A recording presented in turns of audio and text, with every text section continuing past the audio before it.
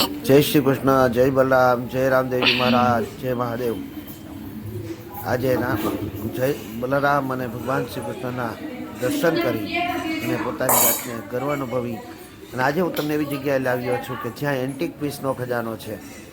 ત્યાં એક બે નહીં પરંતુ કરોડો અબજો રૂપિયાની સંપત્તિ છે અને કરોડો અબજો રૂપિયાની જૂની વસ્તુ અહીંયા છે અને ખૂબ જ વિશાળ આ જગ્યા છે અને ત્યાં રોકાવા માટે એસી રૂમથી લઈ અને સર્વ પ્રકારના રૂમો અને એ પણ ડિલક્સ હાઈ ફાઈ સુવિધા સાથે ઉપલબ્ધ છે, પરંતુ ₹1 અહીં ભાડું લેવામાં આવતું નથી।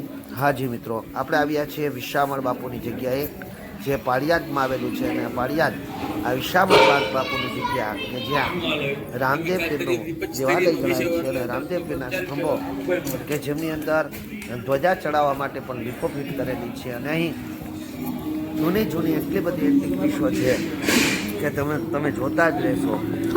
જોતા ભૂલતા નહીં, અવશ્ય જોજો આખો વિડીયો, જેમની અંદર હું તમને પૂરેપૂરી વસ્તુ બતાવીશ। અહીંયા એક ચમચીથી લઈ અને મોટી મોટી મોટર કારો જે અંગ્રેજોના જમાના પહેલાંની હતી, જેની કિંમત અત્યારે કરોડોમાં છે, એવી એક બે નહીં પરંતુ અનેક કારો હું તમને બતાવીશ અત્યારે અને અનેક વસ્તુ એવી કે જે તમારી આંખો ક્યારેક તમે મોબાઈલ ઉપર, ક્યારેક તમે ટીવી ઉપર, ક્યારેક પેપરની અંદર વાંચ્યું હોય અથવા તો કોઈ તમારા વડીલોએ જાણ કરી હોય કે આવી વસ્તુ પણ હતી, એવી તમામ વસ્તુઓ હું અત્યારે તમને બતાવીશ। તો ચાલો મારી સાથે આપણે શેર કરીએ વિશ્રામણ બાપુની જગ્યાને જોવા માટે જઈએ અને ખાસ વાત એ છે કે અહીંયા મહાપ્રસાદથી લઈ અને રહેવા માટેની જે ઉત્તમ સુવિધા છે અને એટલી બધી ચોખ્ખાઈ, એટલું વિશાળ દેવાલય હોવા છતાં એટલી બધી સુંદરતા અને એટલી બધી ચોખ્ખાઈ છે અહીંયા કે જેને જોઈને તમે ખરેખર તમારા હૃદયની અંદર એવું થઈ જશે કે અહીંયા આપણે 2-5 દિવસ તો રોકાવું જ છે અને રોકાવા માટે અહીંયા કોઈ પણ પ્રકારનો ચાર્જ નથી લાગતો। આપ જુઓ છો સામે ઢોલિયા, ઘોડિયાઓ, આવી તો અનેક એન્ટિક પીસો હું તમને બતાવીશ, કારો બતાવીશ, આ જે ગોરીઓ વગેરે ઘણું બધું બતાવીશ અને સાથે સાથે જે અંદરની વસ્તુઓ જે છે કે રામદેવજી મહારાજની કેટલી વસ્તુઓ ઉપલબ્ધ છે। રામદેવજી મહારાજની જોડીમાં ઉપલબ્ધ છે, રામદેવજી મહારાજના જે જોડિયા છે તે પણ ઉપલબ્ધ છે, રામદેવજી મહારાજના ઘોડા છે તે પણ ઉપલબ્ધ છે અને અહીંયા જે જૂનવાણી મકાનો છે અને મકાનોની જે ડિઝાઇન છે એ મકાનોના જે લાકડામાં જે રીતે કોતરકામ છે, જે કલાકૃતિઓ છે તે અદ્ભુત છે, જેમને જોઈ ને આપણું હૃદય ખરેખર આનંદમય બની જાય છે। આ જે જગ્યા છે આ વિશાળ જગ્યા છે અને આ વિશાળ જગ્યા ઉપર આવ્યા પછી તમને એવું જ થાય કે અહીંયા નાના 2-5 દિવસ તો અહીંયા રોકાવત છે અને એટલી બધી સુંદરતા, આ જે બાપુનો ખજાનો છે ત્યાં પણ આપણે જઈશું। આ રોકાવા માટેનું વિશ્રામ ગૃહ છે આખાય, આમ સામેની સાઈડ પણ વિશ્રામ ગૃહ છે, પછવાડીની સાઈડ પણ વિશ્રામ ગૃહ છે, પાર્કિંગથી લઈ અને ખૂબ જ મોટું વિશાળ છે। આ જે કુંજ છે આ મુખ્ય ગાડી છે અહીંયા અને આ જે અમે રોકાણા થયા ત્યાંથી અમે તો અહીંયા પણ આવી અદ્ભુત કલાકૃતિઓ અમને જોવા મળી છે।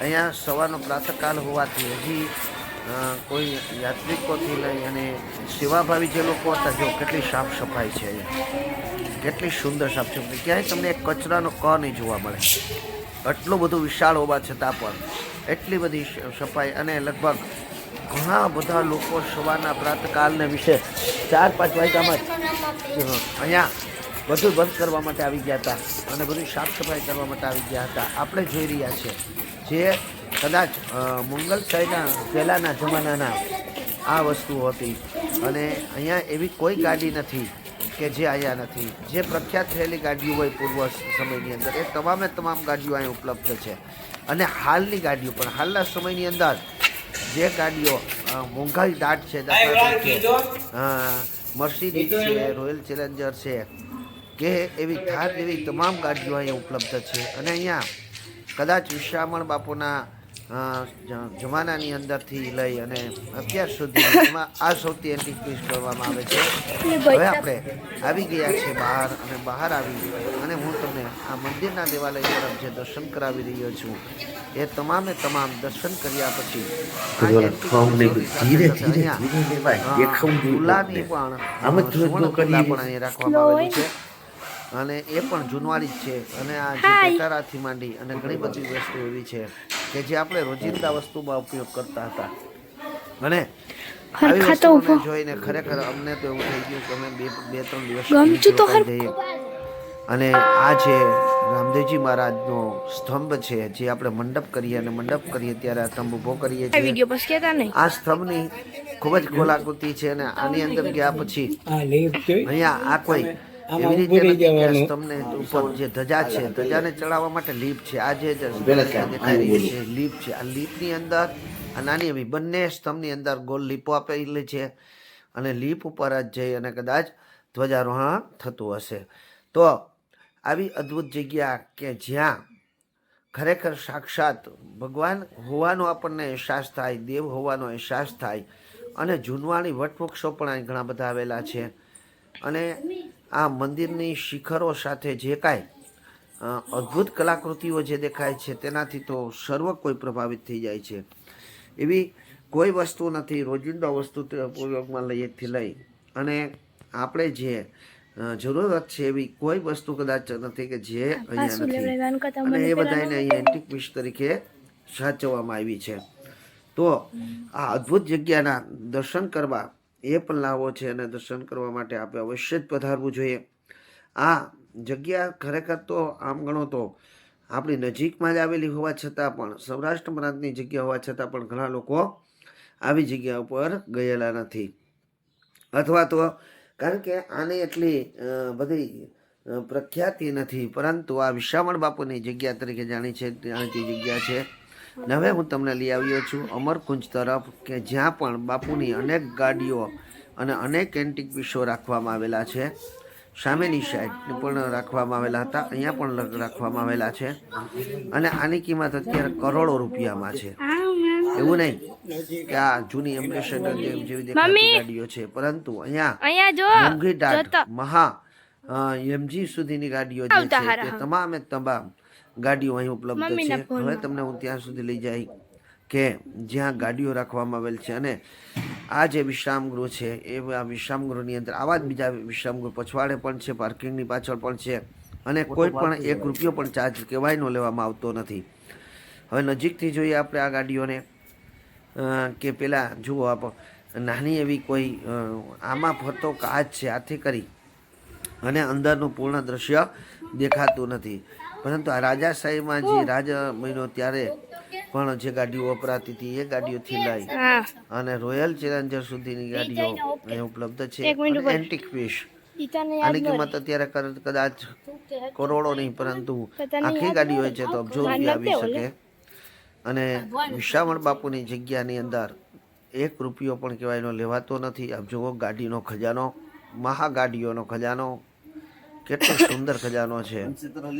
અને આ છે વિશામણ બાપુની જગ્યા કે જ્યાં તમને દરેક લોકોને આવવાની અનુમતિ છે. અને દરેક લોકો પોતાની રીતે આ બધું દર્શન કરી શકે છે, નિહાળી શકે છે. અને એટલી ચોખ્ખાઈ, તમે ખૂણે ખૂણે જઈ આવો. તમે આ વિશ્રામગૃહથી લઈ અને આખા બગીચાથી લઈને આખી જગ્યા મંદિર સુધીની કોઈ પણ જગ્યાને ખૂણે ખૂણે જઈ આવો, ક્યાંય તમને કચરો જોવા નહીં મળે.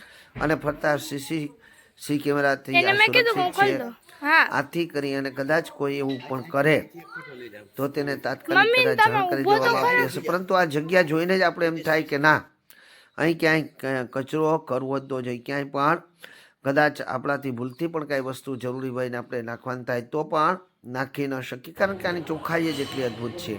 હવે આપણે આવ્યા છીએ ભોજનાલય તરફ. અને આ આખો બાપુના આશ્રમનો મેપ છે કે બાપુનો આશ્રમ કેવો છે અને બાપુના આશ્રમની અંદર શું શું છે, ગૌશાળા વગેરે.